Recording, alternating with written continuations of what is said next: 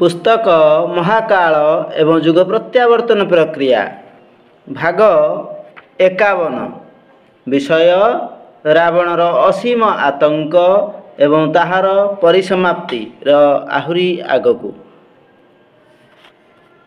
पाप प्रथमे बिजुली चमक परी निजर चेहरारे जनसमाजर आखि को झलसाई दे, परे निजर मूर्खता अविवेकितार निआरे निजे जली पोड़ी मरी जाए। वनवासी निर्धन साधनहीन राम रावण परी विशाल शक्तिधर राजा को अति सहजरे निपात करि पारले, कारण सबु कालरे धर्मर विवेकर न्यायर ही विजय होइथाए। अनीति को अंत करिबा पाई महाकाल जेतेबेले सक्रिय हुअन्ति सेतेबेले असंभव मध्य संभव हो जाए। रावणर आतंक समाप्त हेबा परी वर्तमान 10 दिग को आच्छन्न करी रखिथिबा स्वार्थ और अविवेकिता आतंकार मध्य अवसान अवश्य घटिबो।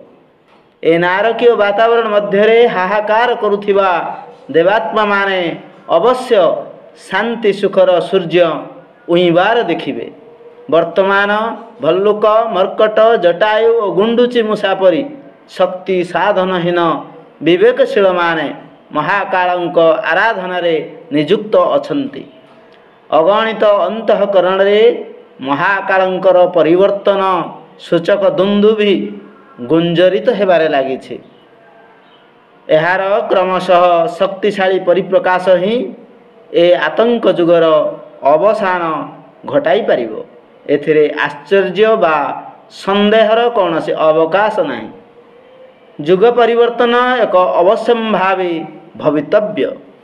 क्रमशः आगामी भागरे आहुरी आगकू।